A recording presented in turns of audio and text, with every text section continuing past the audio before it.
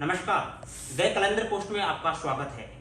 The Qalandar post और सीरत foundation की बच्चियों एवं महिलाओं के लिए जो उनको सम्मान के साथ सशक्त बनाने की जो मुहिम है, तोड़ो बेटियां कम नहीं बेटियां, उसमें आज हमारे साथ एक ऐसी काबिल बेटी हैं जिन पर पूरे समाज को फक्र होना लाजिमी है। हमारे साथ हैं आज राजस्थान के बीकानेर जिले की कलेक्टर श्रीमती नम्रता वृषणी जी। मैम, आपका हमारे इस खास मुहिम में बहुत बहुत स्वागत है। आप एक ऐसी बेटी हैं जिन पर फक्र किया जाना लाजिमी है। आपने कानून का पढ़ाई पढ़ा है। कानून का पढ़ाई पढ़ने वाली एक बेटी आज एक जिले की कलेक्टर है, आईएएस है, भारत की सबसे प्रतिष्ठित सेवा माने जाने वाली आईएएस। अपने इस सुहाने सफर के बारे में बताइए। मैं बस ये कहूँगी कि मैं स्वयं को सौभाग्यशाली मानती हूँ कि मुझे पढ़ाई करने का अवसर मिला, नौकरी का प्रयास करने का अवसर मिला और मुझे मेरी मेहनत का फल मिला और मैं आज आपके सामने यहाँ पर बैठी हूँ। जी मैम, आपने वकालत का पढ़ाई पढ़ा है और फिर आप सिविल सर्विसेज में आए हैं, इसका एक मुख्य कारण क्या है? देखिए, मुझे ऐसा लगता है कि समाज के जो सबसे ज़्यादा जागरूक या अपने अधिकारों के प्रति जागरूक जो तबका होता है वो वकीलों का ही होता है। तो जिसे अपने अधिकारों के बारे में पता है और अपने दायित्व के बारे में पता है, तो वो समाज की प्रॉब्लम समझता भी है और उनके निदान के लिए भी एक सार्थक प्रयास कर सकता है। तो शायद वो लॉ की पढ़ाई थी और इस तरह के मसलों से जो अपना इंटरेक्शन रहा या जो उनके बारे में पता चला, वो एक प्रेरणा रही सिविल सर्विसेज में आने के लिए। मैम, आप बीकानेर की पहले जिला परिषद की सीईओ रही हैं और आपने यहाँ की जो लून कर्नसन जो झील है उस पर बड़ा काम किया, उसके जीर्णोद्धार को लेकर, उसकी साफ सफाई को लेकर। अभी आप यहाँ की कलेक्टर बनकर फिर से पदस्थ यहाँ पर हैं। आप बीकानेर की जो आप तस्वीर जो बदलना चाहती हैं, उसके लिए आपकी क्या खास मुहिम है, विशेष तौर पर महिलाओं और बच्चियों के लिए? क्योंकि आज जिले को जिला कलेक्टर और बतौर पुलिस अधीक्षक भी यहाँ पर एक महिला ही है, तो महिला होने के नाते आप बच्चों के लिए विशेष क्या यहाँ कैंपेन करेंगी? राजस्थान देश का एक सरहदी जिला भी है बीकानेर, तो यहाँ बहुत चुनौतियां हैं, तो आप किस तरीके से निपटेंगी और क्या आपका यहाँ कहाँ से रहेगा? देखिए, बीकानेर की एक बॉर्डर ज़िला है, इसके अपने चैलेंजेस हैं, पर हाँ, बीकानेर में इंडस्ट्री और टूरिज्म दोनों का ही बहुत पोटेंशियल है और इन दोनों ही सेक्टर्स में महिलाओं के लिए बहुत से एवेन्यूज़ भी हैं। तो मेरा प्रयास रहेगा यहाँ पर गर्ल चाइल्ड की एजुकेशन, एम्पावरमेंट, उनकी हेल्थ, इसके लिए अपन कुछ सकारात्मक प्रयास करें। मैम, बेटियां किसी भी मायने में बेटों से कम नहीं है, आपको देखकर समझा जा सकता है।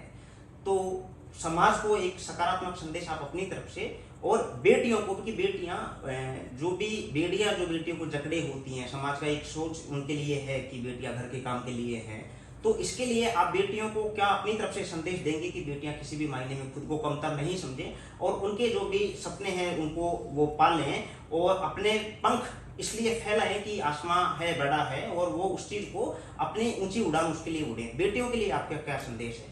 मैं बस यही एक अपील मेरी हमेशा रहती है कि हम बच्चा बच्चा होता है और हर बच्चे की अपनी एक काबिलियत होती है, लड़का लड़की इनका कोई भेद नहीं होता और उसमें भी कौन बच्चा ज़्यादा काबिल है या नहीं है, ऐसा कुछ नहीं है। हर बच्चा ऊपर वाले का एक तोहफा है और उसमें अपनी एक काबिलियत है। एज पेरेंट्स, एज सोसाइटी हमें चाहिए कि हम उस बच्चे को वो पूरा अवसर दें जो उसकी कैपेबिलिटीज़ और उसकी जो जिसके लिए वो सक्षम है, उसको उसका विकास करने का पूरा मौका मिले। ये एज ए सोसाइटी भी हमारा दायित्व है कि हम अपने बच्चों को हर कुछ वो करने दें जिसकी वो इच्छा रखते हैं। मैम, ये तो हो गया मतलब परिवार और समाज का दायित्व। बेटियों को आप अपनी तरफ से क्या संदेश देंगे? मैं बच्चियों को बस यही कहूँगी कि कौन कम है कौन ज़्यादा है, ये सब आपके दिमाग में है। आप अपने दिमाग से खुद को, मैं बराबर भी नहीं कहूँगी, मैं कहूँगी एम्पावर्ड मानो, बेड़ियों से दूर मानो, आप जो चाहोगे आप कर सकते हो। मैम, अभी हमने आपके दफ्तर में ये पाया है, यहाँ का पूरा स्टाफ इस बात से बेहद खुश है कि हमारी जो नई कप्तान है जिले की, जो कलेक्टर हैं, वो समय पर दफ्तर आती हैं और देर रात तक काम करती हैं।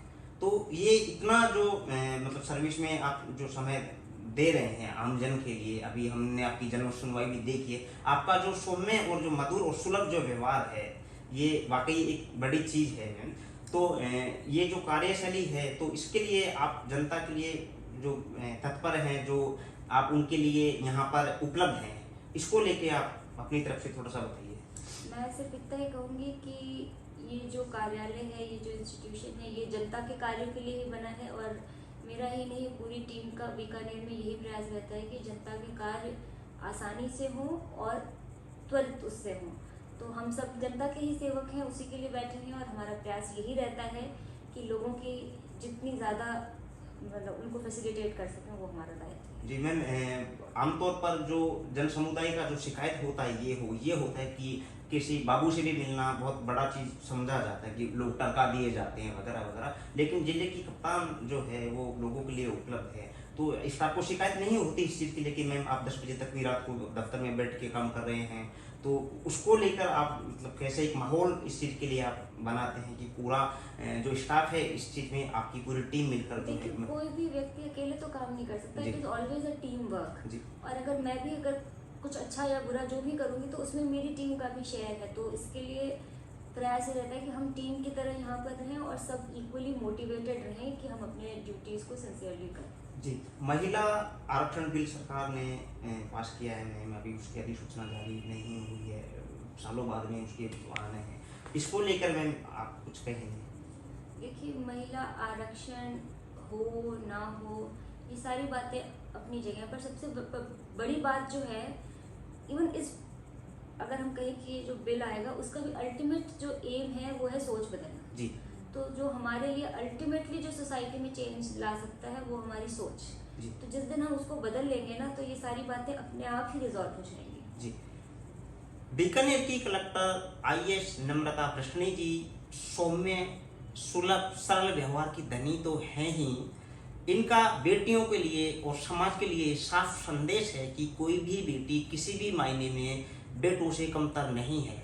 सबसे जो ज़रूरी चीज़ है आगे बढ़ने के लिए, अपने जो सपने हैं उनकी मंजिल फतेह करने के लिए, वो है कि सबसे पहले हम अपनी सोच को इस दिशा में के लिए तैयार करें कि हमको कुछ करना है, कुछ बनना है।